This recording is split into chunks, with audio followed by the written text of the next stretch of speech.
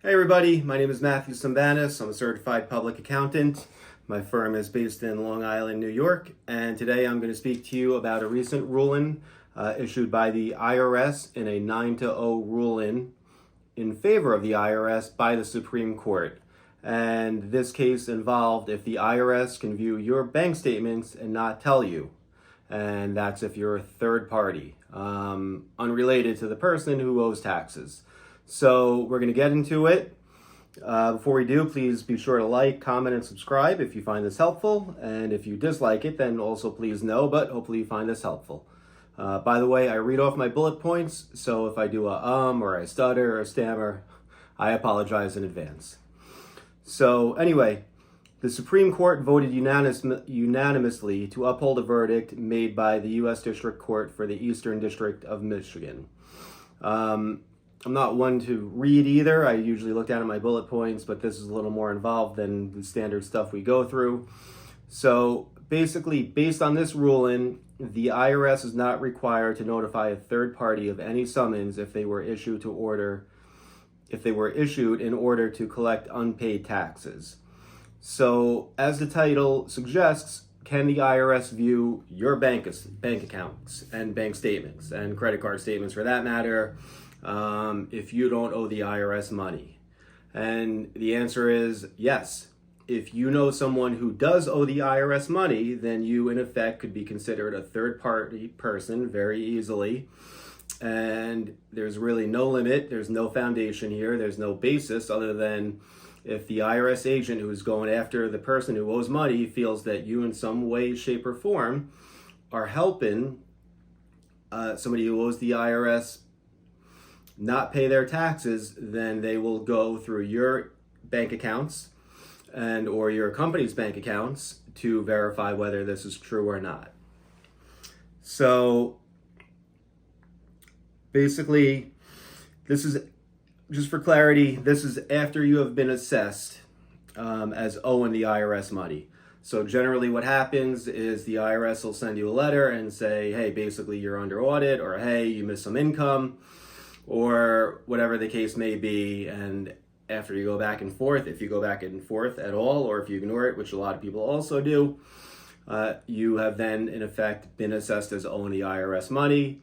And now at that point, they go after collections. How do they go after collections? They lien or levy your bank account. They go after your personal assets. They go after your business assets.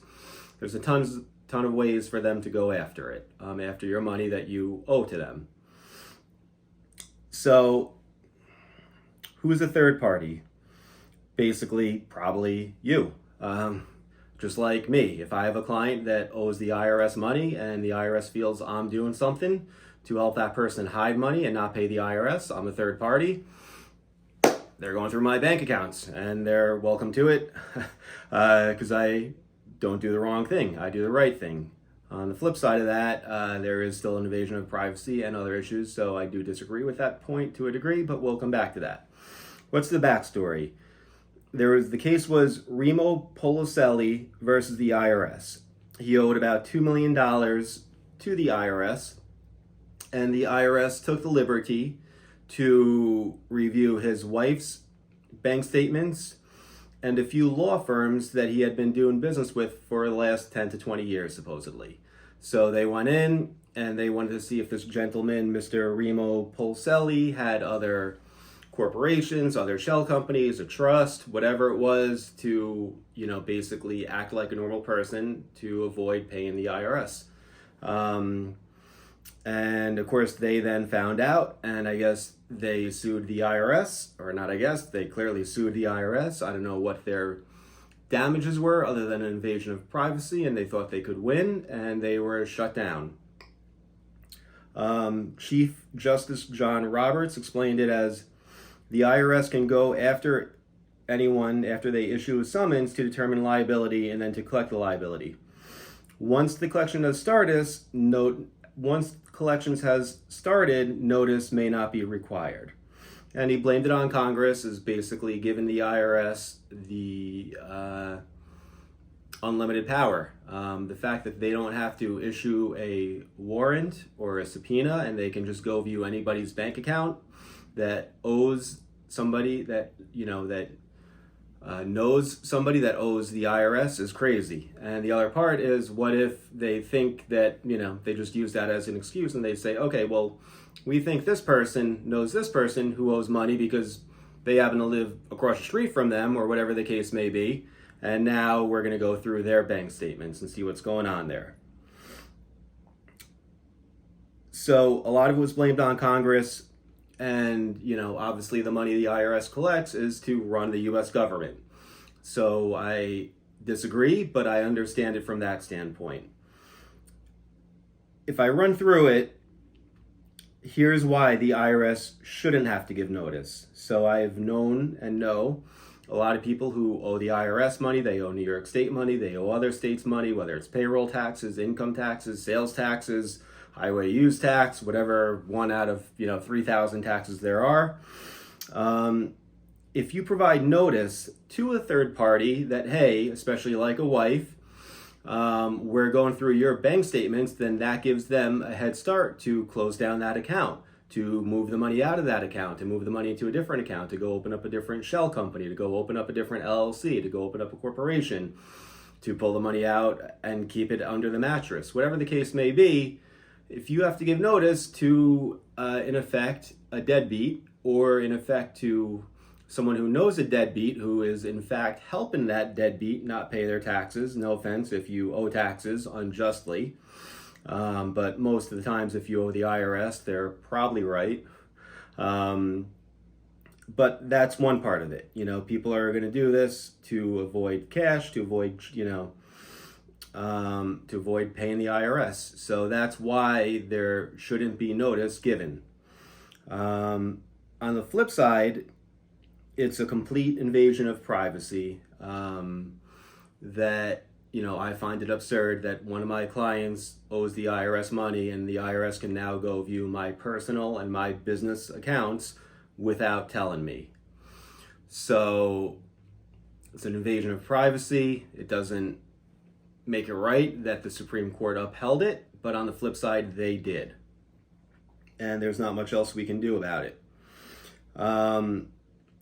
What I would want to know, what's the IRS's procedure to determine who is a third party? Do they just pick somebody at random, or do they have to show a direct tie? What's their internal procedures for documenting and then going through somebody's bank account? Obviously, wife, law firms, business associates, etc., black and white. What if it's a gray area? So how do they document that? Obviously, I don't know. We're not going to know unless maybe they do tell us and I missed it. But like I said before, they should have to get a warrant or have some type of strong link in the analysis when they're doing it. What's my take? So again, to summarize this, it was a 9-0 ruling in favor of the IRS, that the IRS can go through any third party's bank accounts, bank statements, whatever you want to call it. I'm assuming that also means a business of a business, and pretty much virtually everybody is a third party. I'm sure that I might not know, let's just say I was an accountant, let's say I couldn't think of anybody off the top of my head. I'm sure I could think of somebody that knows somebody that owes the IRS money. So pretty much essentially everybody's a third party. What's my take? That it's wrong. But this is what it is. And as much as I dislike the saying that if you don't have anything to hide, you don't have anything to worry about, unfortunately, the Supreme Court upheld it. They sided with Congress, and obviously Congress wants the IRS to get their money because that's how Congress is paid. So therefore, if you have nothing to hide, you have nothing to worry about. But again, the fact that no warrant has to be issued, it's the only governmental arm that probably, I say that in air parentheses, doesn't need to notify you that they're going through your bank statements is a little crazy. But after the Protection Act of 2001, I'm sure that A, the IRS was doing it before then, and B, they've definitely been doing it since then.